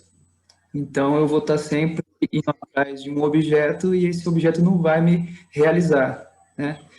E dessa maneira, o senso de incompletude ele sempre vai permanecer. Então, é a questão de honestidade consigo próprio para se ver como completo. E só o conhecimento de si próprio, de Aham Brahmasmi, é completo, porque eu não preciso de nenhum objeto com valor ilusório para me completar. Sim. Então, a sua resposta foi absoluta, entendeu? Foi a verdade nua e crua, né? Muito embora eu me referisse a uma situação, a minha questão se referia mais a uma situação mais dentro de Nietzsche, né? Todos nós somos movidos por nossas vasanas. Vasanas são desejos, né, inconscientes que residem no nosso corpo causal. Então, toda vez que uma dessas vasanas ela emerge na nossa mente consciente, no nosso intelecto, né, elas emergem como um desejo, né, ou uma aversão, um desejo ou medo, né? Então, toda vez que existe uma vasana, ninguém vive sem vasana, o objetivo nosso é gradualmente neutralizar o poder dessas vasanas, de modo que elas possam aparecer como muito meras preferências de haver ou de evitar, sabendo que não está em nosso controle poder evitar ou haver ou não haver aquilo que é destinado a ser meu ou não ser meu, né, digamos assim. Então, todos nós somos movidos por nossas preferências, digamos assim, né? E toda vez que existe uma dessas vasanas que produz muito anseio, muita expectativa, muita aflição, muita perturbação mental, emocional, a gente pode ter certeza que é uma vasana muito fundada na ignorância. Por quê? Porque ela é vinculante, entendeu? Ela é compulsiva, ela é vinculante e ela perturba a nossa condição mental, emocional e intelectual. Então, já que nós somos sempre movidos por essas energias, né, de haver, manter ou evitar, que essas energias elas sejam energias, entendeu, sob o nosso controle, sejam energias muito bem neutralizadas por esse processo de autoconhecimento, de modo que elas não perturbem, né? Aparece, né, uma vasana e você diz assim, ok, não seria mal, né? Se não chover hoje, vou fazer isso e aquilo, não seria mal. Aí você acorda de manhã, está tudo alagado, você diz assim, ok, está tudo alagado hoje, né? Então, são meras preferências que não causam um comprometimento da nossa faculdade mental e intelectual, entendeu? Senão a gente permanece sempre assim. Então, toda vez que nós nos encontramos, né, sob o ataque dessas vasanas extremamente vinculantes, extremamente ignorantes, porque são vasanas, elas são vinculantes porque elas ainda acreditam que o objeto de desejo é assim tão importante e ele é tão real, ele é tão valioso, que a menos que eu obtenha, eu me sinto, né, insatisfeito ou incompleto, né, ou inadequado, né, ou insuficiente, etc, etc. Eu me defino através desses objetos de desejo. Então, a gente pode também perceber, né, que toda vez que existe uma perturbação ou um conflito mental, emocional, a gente está sob efeito de Maya e a sua ignorância cósmica. E aí, o que a gente faz? A gente, imediatamente, aplica esse conhecimento. Como é aplicar esse conhecimento? É lembrar o conhecimento e simplesmente lembrar, não, os objetos jamais irão me completar, esse é um pensamento a respeito do objeto, é um objeto de desejo, de prazer, de satisfação, mas ele jamais irá me completar, porque eu já sou completo. E, além disso, esses objetos, né, num plano mais de Karma Yoga, de Nietzsche, esses objetos estão além, né, da minha capacidade de controle. Se for o destino, eu vou obter esse emprego novo, existem tantos fatores, entendeu, envolvidos nas nossas circunstâncias, né? A gente faz o que faz, movido por essas vasanas que sejam sempre vasanas mais e mais satívicas, significando dizer dármicas, né? Fundadas nesse conhecimento espiritual completo a respeito de Mithya e Satya, né?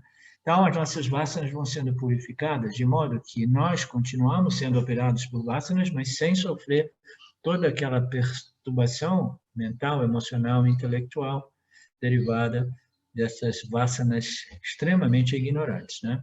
Então, o conhecimento, ele pode ser aplicado, mas não do modo que a maioria de nós imagina no início, dizendo assim, não, eu quero fazer alguma coisa. Então, o fazer é simplesmente refletir e contemplar. Não, eu já estudei o Gita 5 vezes, né? Aí fala, não, contemplar e refletir não significa estudar o Gita objetivamente. É simplesmente deixar que o Gita, entendeu, penetre a sua mente, o seu intelecto, a sua vida, entendeu? E transforme o seu intelecto através da compreensão daquilo que está sendo dito. Porque isso, o Vedanta não se trata de conhecimento acadêmico. E o Renato já compreendeu isso, né, Renato? Não é conhecimento acadêmico. Não existem diversas áreas de conhecimentos espirituais que são mais acadêmicos. Eu, recentemente, eu lembro, talvez eu tenha compartilhado com alguns de vocês, uma pessoa me contatou dizendo que ele vinha de uma outra linhagem e do Vedanta, né? Aí eu perguntei, mas qual é a sua linhagem do Vedanta? Qual é o seu professor? Ele falou assim, não, mas eu tinha um professor que não era um Vedanta guru, era um acadêmico, não lembro a expressão que ele falou, mas era um guru acadêmico, entendeu? Então, existem os gurus acadêmicos e existem os gurus de autoconhecimento propriamente dito. São aqueles que, né, ensinam o Vedanta não do ponto de vista acadêmico, né, mas simplesmente ensinam o Vedanta dizendo, esse conhecimento ele precisa ser processado, digerido, internalizado, porque ele só tem valor na medida que ele nos transforma, né?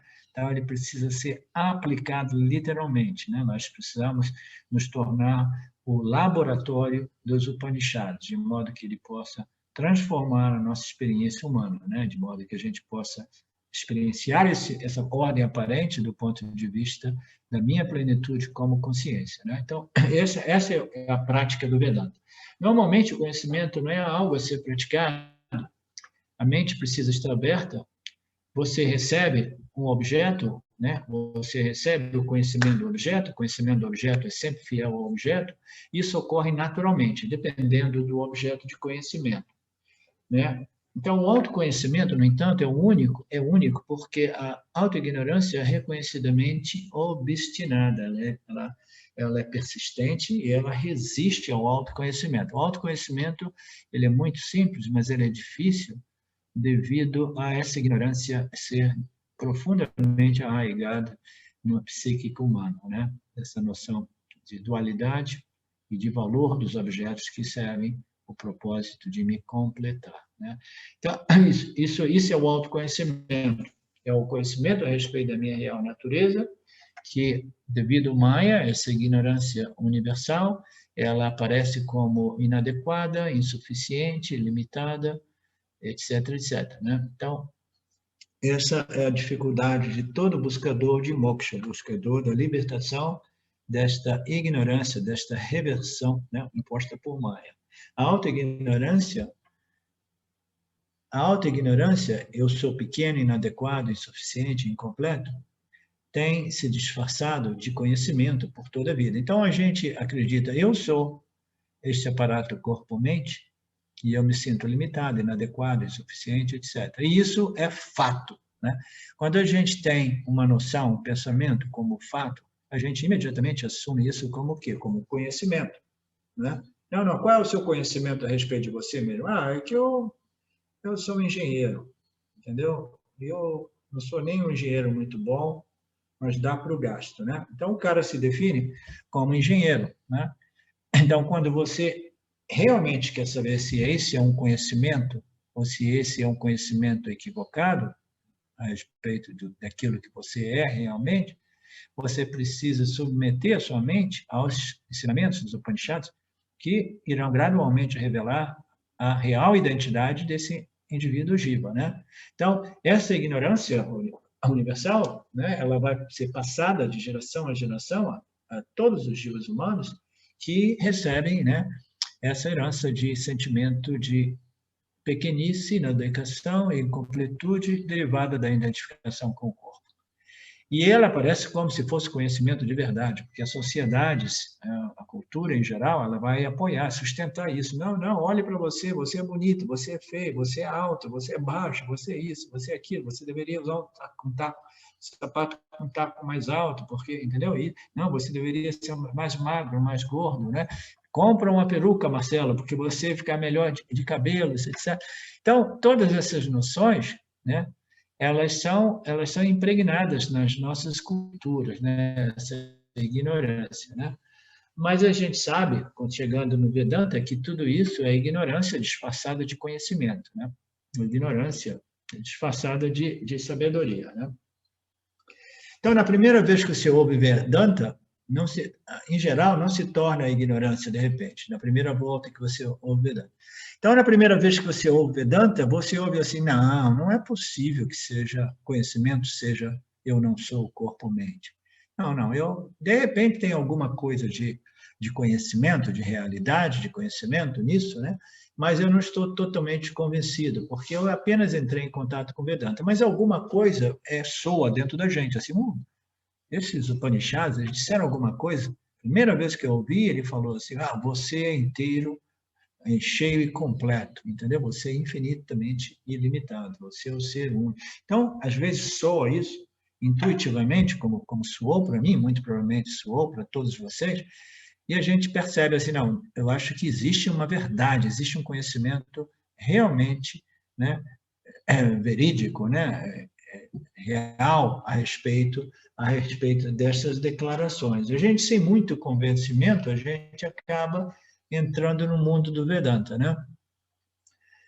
Aí você começa a ouvir as declarações upanishádicas que diz você é completo, você é absolutamente além da adequação e inadequação. Você sabe lidar com qualquer coisa que a vida tenha te oferecer sem jamais ser modificada e afetada por ela. E você reconhece. E você é fascinado, você se torna cativado, fascinado por essas ideias apresentadas pelos Upanishads, né? Assim que a gente começa, né? Então, a gente entra naquela fase, muitas vezes, que eu chamo de período de lua de mel com Vedanta, né? Que é a euforia inicial. Então, após essa euforia inicial, yes, inevitavelmente, essa ignorância ela retorna quando nós deixamos os nossos ambientes de profunda imersão nesta contemplação, né? Nós fizemos uma imersão, né? Não somente lá em Joanópolis, recentemente, né? Mas também todos nós no web, né? A gente sabe o que é uma imersão, uma coisa que realmente faz com que a gente desenvolva uma convicção de autoconhecimento, de que Aham Brahmasmi, eu sou essa consciência ilimitada, né?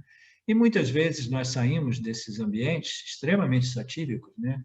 Totalmente permeados pelos conhecimentos do Vedanta, a gente sai desses ambientes, a gente volta para a nossa rotina do dia a dia e a gente percebe que essa ignorância ela volta, né? Às vezes ela volta com muita força, né? Às vezes ela volta muito devagarzinho, muito enrustida, né? E o conhecimento está ainda presente, dependendo das forças dessas vasanas, né? Então, essa euforia inicial, inevitavelmente, ela vai ser, né, desafiada por Maya, essa vidya, essa ignorância, essa crença, né, de que realmente a realidade é a dualidade, após essa euforia inicial. Você deseja que o conhecimento realmente permaneça aquilo que nós chamamos de conhecimento firme, sólido e sempre presente? Se a gente quer realmente que esse conhecimento seja vivo, não sujeito ao esquecimento de novo e de novo, né? A gente precisa fazer o quê? A gente precisa aplicar esses conhecimentos. A gente precisa praticar, né, de um modo diferente esses conhecimentos. Nós precisamos manter os nossos intelectos, né, relacionados, né, associados a essas escrituras, entendeu? De modo quase que diário, né? Diariamente, né? Na medida que esse desejo pelo autoconhecimento e moksha se torna quase que invariavelmente uma obsessão, né? A gente quer simplesmente pensar sobre isso até que essas sugestões dos Upanishads sejam fatos para nós, né? Que a gente possa desfrutar. Então, esse conhecimento, para que ele seja hard and fast, sólido, sempre presente, ele precisa ser aplicado ou praticado, como a gente queira colocar, né? Praticar esse autoconhecimento significa mantê-lo sempre vivo em nossas mentes, né? Mantê-lo em mente e aplicá-lo diligentemente a todas as projeções que surgirem. Toda vez que Maya projeta a realidade na dualidade, a gente precisa aplicar esses conhecimentos, né? Até que essa ignorância seja neutralizada. Alguma dúvida a respeito da prática do Vedanta, Renato?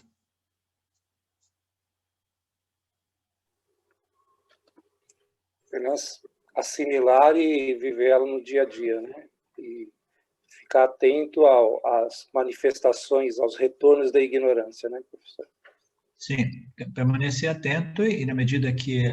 Veja bem, na medida que esses ensinamentos, eu uso essa expressão, eles se tornam vivos em nossas mentes, em nossos intelectos, aí eles estão sempre à nossa disposição para neutralizar, entendeu? Ou cancelar a ignorância na medida que ela surge. Às vezes ela surge muito potentemente e se torna uma batalhazinha, entendeu? Entre o conhecimento e a ignorância, né? Mas a gente tem que saber que a ignorância ela é persistente e a gente precisa manter esses ensinamentos vivos e aplicá-los, né? Na ignorância, de modo... Porque a luz da escuridão, a luz neutraliza a escuridão, entendeu? O remédio neutraliza a doença, né? Então, do mesmo modo que uma substância alcalina neutraliza a acidez do estômago, né? Então, o conhecimento, ele neutraliza essa ignorância. Então, a gente precisa de aplicar esse conhecimento, não somente quando nós não estamos sob ataque da ignorância, né? Quando a gente não está sob ataque, a gente fala assim, agora eu quero realmente curtir o meu ananda natural. Então, eu vou fazer a minha meditação vedântica de Nididhyasana, contemplando sobre os ensinamentos, não existe nenhuma ignorância que está realmente me desafiando. Aí, qual é o resultado desta contemplação? Ela não é neutralização da ignorância, mas é produção de ananda, né? Eu vou desfrutar da minha plenitude, da minha paz, da minha confiança, da minha certeza, né? Da minha independência como consciência, né? Porque eu sou, claro, minha mente é satívica, né? Mas quando a mente, né, é modificada por rajas e tamas devido aos desafios, né, do dia a dia e a ignorância que vai criando essas energias, né, de aceitação ou rejeição ou de luta, né, contra aquilo que é, né? Então, a gente vai sofrendo, e naqueles momentos a gente aplica esse conhecimento, mas a gente só pode aplicar alguma coisa se a gente tiver essa pomada ou esse remédio para aplicar, né? Por exemplo, se você não tem o antídoto contra a mordida das cobras, né? E você é mordido por uma cobra, você jamais pode aplicar o remédio, porque você não possui o remédio. Então, a gente precisa desse remédio, entendeu? Esse remédio é o conhecimento védico, o conhecimento vedântico, e a gente não pode simplesmente contar, né, e andar por aí carregando todos os nossos textos do Vedanta, porque aí, no momento que ali chega uma ignorância, a gente, espera aí, só um minutinho. Essa é uma ignorância forte que está, né, emergendo dentro de mim. Deixa eu dar uma consultada aqui nos meus textos de Swami Vidyaranya, entendeu? Eu vou me dar 10 minutos, aí eu apresento para você uma resposta aqui, porque eu vejo que a minha resposta agora ela está sob a influência dessa ignorância chamada Maya, né? O cara vai pensar que você pirou de vez, e a gente não pode andar por aí carregando Gita o tempo todo, os livros de Shankaracharya, por exemplo, né? Então, esses ensinamentos, eles precisam se tornar vivos no nosso intelecto, de modo que eles possam ser, né, aplicados contra a ignorância, do mesmo modo que a gente aplica o remédio contra uma doença, né? Essa é a aplicação do conhecimento, que é um outro modo de compreender o Nididhyasana do Vedanta. O Nididhyasana é a assimilação. Então, é isso. Praticá-lo significa conscientemente mantê-lo vivo em sua mente, né?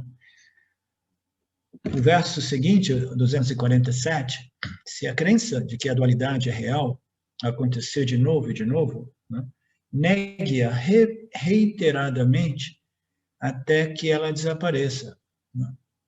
Continuem praticando, né, este Vedanta, né, esses ensinamentos dos Upanishads, até que o sofrimento pare e uma sensação de paz e liberdade ocorra. Isso é ligado àquela questão que eu apresentei para o Bruno. Quando é que a gente sabe que nós estamos sendo movidos por ignorância?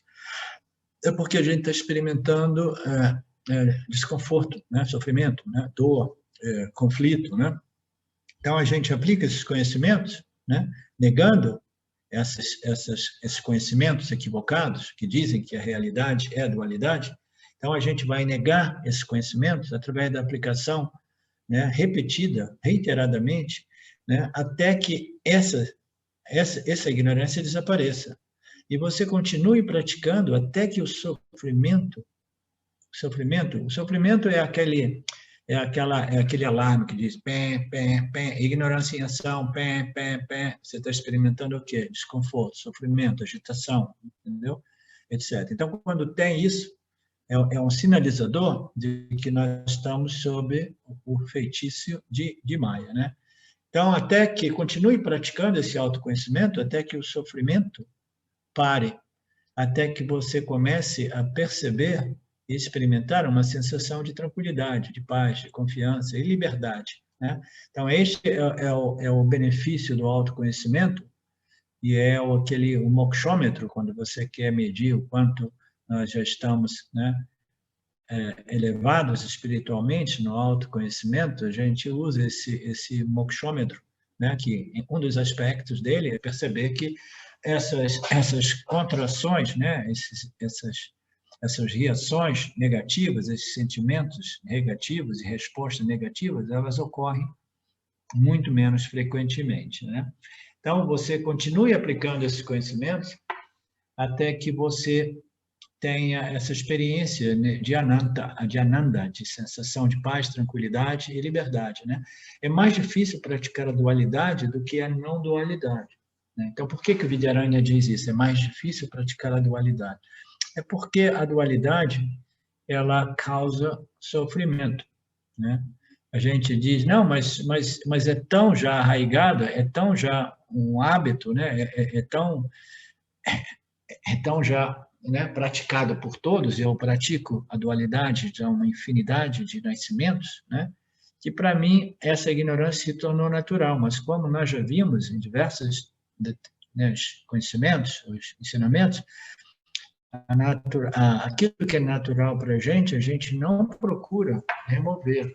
A gente só procura remover o que não é natural. Essa ignorância, ela não é natural.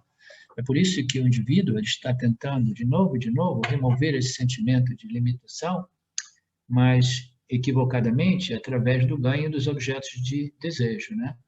Então, a maturidade o leva a compreender que não é por aí, e que ele precisa de um meio de conhecimento que possa resolver esse problema, porque o controle dos objetos do campo é além da capacidade humana, né? Pertence a Ishvara, né?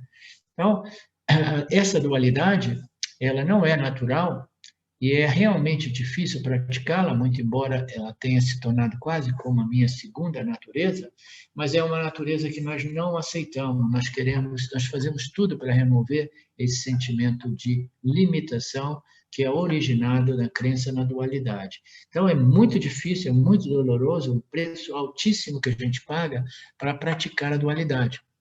E a não dualidade é muito, embora seja contraintuitiva, ela é muito mais positiva, muito mais fácil, porque uma vez estabelecido, aí você já se sente, né, segundo a natureza. A minha natureza é a consciência não dual, eu me sinto livre, né, confidente, satisfeito, em paz, etc., quando eu vivo esta plataforma de que eu sou a consciência não dual, né? Então, é muito mais fácil nesse sentido, né? A gente tem que negar essa dualidade afirmando que não, eu sou a consciência não dual, eu sou essa consciência que é um todo, purna, porque existe somente ela, a existência purna, existe somente uma existência não dual. Eu pratico refletindo e contemplando essas declarações e esses desdobramentos, né, dos Upanishads, né, esses ensinamentos dos Upanishads. Eu sou inteiro, completo, eu sou ilimitado. A consciência não dual, aquela que não faz nada, mas aquela que testemunha tudo através desse aparato corpo-mente. Eu sou tudo o que existe. Então, essas são as declarações mais elevadas dos Upanishads, né? Que servem como uma linha de defesa contra essa ignorância de Maya, né? Nós temos diversas linhas de defesa. Aquela mais elevada, né? Se a gente puder utilizar essa linha de defesa, e se essa linha de defesa der conta do recado, do problema, então tudo bem, a gente discrimina. Não? Eu sou uma consciência livre, independente, cheia, inteira, completa, nada me modifica, eu existo além de Maya, além de tempo, espaço, eu sou sem início, sem fim. A temporalidade não existe dentro do âmbito dentro da minha existência, existe dentro de Maya, etc, etc. Então, esses conhecimentos finais, eles resolvem o problema, a menos que eles não resolvam. Se eles não resolvam, então nós precisamos entrar em mídia e aplicar os ensinamentos referentes a esse relacionamento e essa interação do Jiva com o mundo, né, em relação a Ishvara e as leis que governam esse campo dharmico, né? Então, existem esses níveis de ensinamentos védicos, vedânticos, né? Que o Gita é parte integrante do Vedanta, que irão resolver essa problemática humana. A gente vai negando através de todos esses ensinamentos, né? Lembrando-os, né? Até que eles sejam vivos em nossas mentes e neutralizando essa ignorância, né? Até que negue-a constantemente, dedicadamente, né, e de modo perseverante, né, até que os ensinamentos, até que o significado dos ensinamentos sejam realmente internalizados e revelados, até que eu já não precise realmente de insistir até que isso seja real, entendeu? Existe uma expressão, eu tenho para escrever um satsang de uma pessoa que eu estive em contato essa semana, uma pessoa do ponto de vista do autoconhecimento, né? Muito reveladora, né? E experiências, você sabe, essas epifanias, elas podem servir para colocar o fim nessa busca, mas às vezes elas não servem, né? O tempo dirá, mas tem essa pessoa amiga nossa que teve esses insights muito profundos e essa convicção, né? Pelo menos até o momento, da sua natureza plena, inteira e completa e ilimitada, que foram muito fundados nessa noção de, não, eu simplesmente vou fingir até que seja real, que é fake it until you make it, que nós, no outro dia, alguém me disse qual seria a melhor tradução do fake it until you make it. Você lembra, Marcelo, Alex?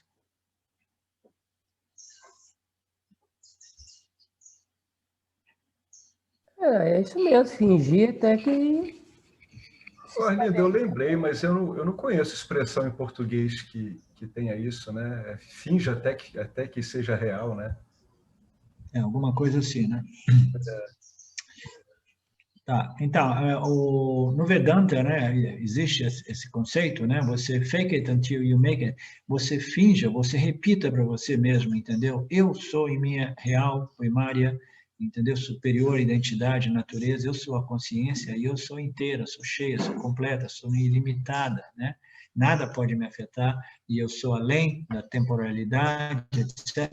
Então, essas aplicações de conhecimento, esse Nididhyasa do Vedanta, ele tem que ser feito até que ele não seja mais um mantra, uma sugestão ou uma aplicação de conhecimento, mas se torne um fato natural, né? Quando ele se torna um fato, aí essa prática do Vedanta, ela já não é tão necessária, porque esses fatos foram muito bem internalizados, esses ensinamentos foram internalizados e se tornaram fatos para o indivíduo, né? Praticá-los significa mantê-lo sempre vivo, né? Então, aqui estava dizendo, você obtém, negue o contemplamento, até que o seu significado seja revelado, internalizado, e que transforme a minha identidade psicológica, de modo que eu já não respondo ao mundo, aos objetos do mundo, sob o efeito dessa ignorância cósmica, né? Você obtém benefícios imediatos através da prática do autoconhecimento, né? A aplicação prática do Vedanta, né? Porque o seu pensamento e, portanto, as suas ações se harmonizam com a natureza da realidade. Quando nós nos alinhamos com a natureza da realidade, qual é a natureza da realidade Nitya? Satya, né? Quando eu me alinho com a natureza de Nitya como Satya, né? Então, o que ocorre? Eu simplesmente colho os benefícios desse conhecimento, né?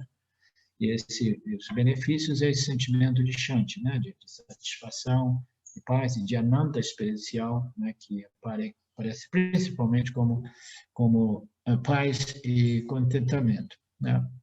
Seu pensamento determina a sua experiência. A consciência, né, enganjada num pensamento, ela produz a experiência daquele pensamento / objeto, né? Se a gente mantém esse pensamento, Aham Brahmasmi, né? E eu sou Purna, porque eu sou a consciência ilimitada, se a gente mantém esse vritti, esse pensamento, essa perspectiva, essa visão, né? Aí, naturalmente, a nossa experiência vai ser uma experiência de ilimitação, de paz e de contentamento. Reconheça o pensamento dualista e lo arranque pela raiz, né? A gente tem que, gradualmente, né, eliminar todas essas raízes. Quando a gente quer limpar um jardim para plantar uma grama pura, né, aquela grama, né, livre de qualquer inclusões de matinhos, né? Então, a gente tem que, no final das contas, não basta ir lá e cortar os matinhos, tem que tirar os matinhos, as ervas, como é que chama? Erva daninha? Alguma coisa assim? Weeds, é. A gente tem que tirar essas ervas gradualmente, né, pela raiz, né, e limpando mesmo assim, de modo que você tenha somente aquela plantinha que você quer, né? Então, do mesmo modo, esses pensamentos dualistas, esses pensamentos autolimitantes, autoaflitantes, né, eles precisam ser neutralizados, eles precisam ser, né, cancelados ou destruídos através da prática do Vedanta, né? Ele cria conflito. Esses pensamentos, eles criam não somente dor, né, sofrimento, mas conflito em nossos relacionamentos com Ishvara na forma do campo dármico, né? Se a gente percebe que nossa vida é cheia de conflito, significa que nós ainda precisamos de aplicar, né, devidamente esses ensinamentos, ok? Então, são 12h10. Eu diria que a gente pode parar por aqui. Hoje, 247, 248. Ok. Deixa eu marcar aqui, aí eu não preciso mais de ficar perdido toda vez que a gente retorna às nossas classes. Ok, nós temos 5, 10 minutos para uma questão ou duas. Se não existirem questões, significa que ninguém tem nenhuma objeção a esses ensinamentos. Felipe, você tem alguma objeção, alguma questão, alguma dúvida? Não, está tudo claro.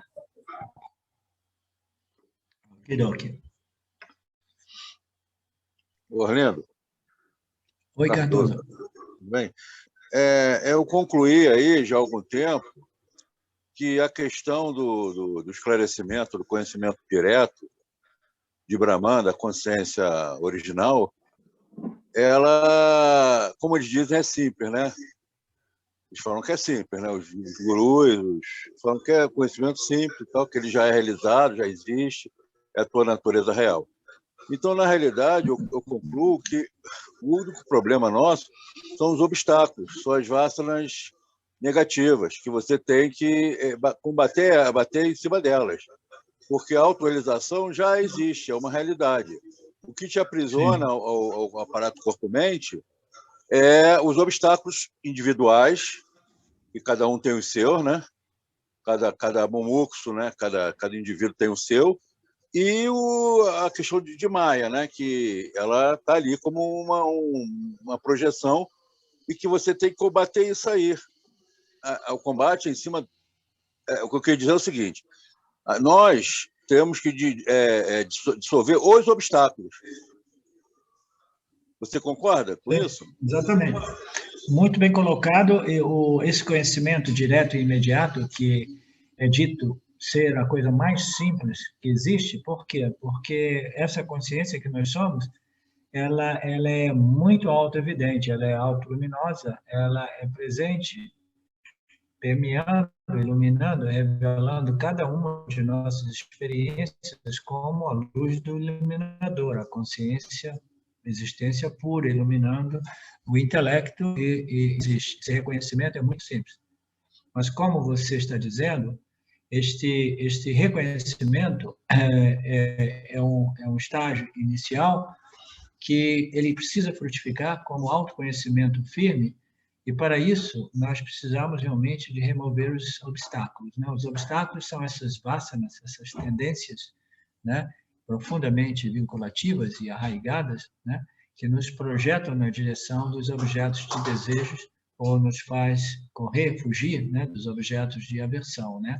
Então, essas energias aqui nos perturbam e nos confundem, né, e comprometem a nossa capacidade intelectual, né, de discriminar Satya de Mithya também. Então, é por isso que nas escrituras dizem que o autoconhecimento firme e direto, né, e imediato e sempre presente é aparokshayana. Aparokshayana literalmente significa um yana, um conhecimento livre de obstáculos. Os obstáculos são as vasanas e a sua compreensão é muito boa. Então, a gente sabe, nós todos sabemos que nós somos a consciência, que nós somos a existência. Alguns de nós talvez ainda tenham um pouco de dúvida a respeito da nossa natureza ilimitada, né? E uma vez que a gente tenha convicção a respeito disso, de nossa natureza, como Satchitananda, ainda assim nós precisamos de ainda dar continuidade nesse trabalho, né, fazendo esta neutralização ou remoção desses obstáculos, que são as vasanas muito vinculantes, muito arraigadas, muitos viciantes, né, que vão aparecer e tentar desafiar, né, essa convicção de autoconhecimento. Muito bem colocado, Carlos.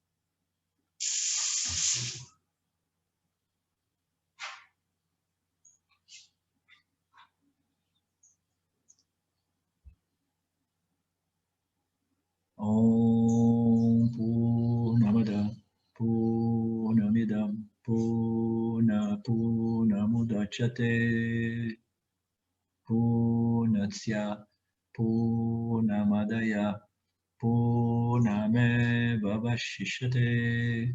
Om Shanti Shanti Shanti.